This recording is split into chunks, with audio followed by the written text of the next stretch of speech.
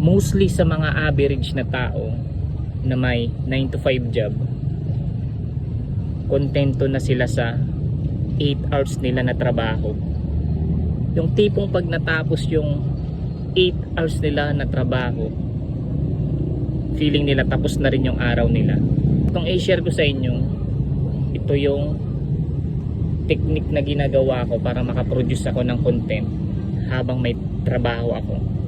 So i-breakdown natin yung isang linggo.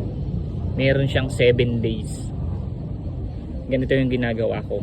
Lunes, mag-iisip ka ng ideya.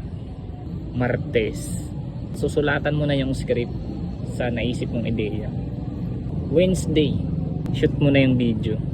Thursday, edit mo na. Biyernes, mag-isip ka na ng title.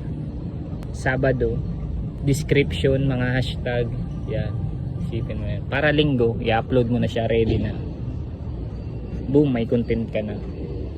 Then Lunes, repeat the cycle. Isip ka ng ideya, yun. Maniwala ka sa akin, 2 years gawin mo yan, or maybe 12 months.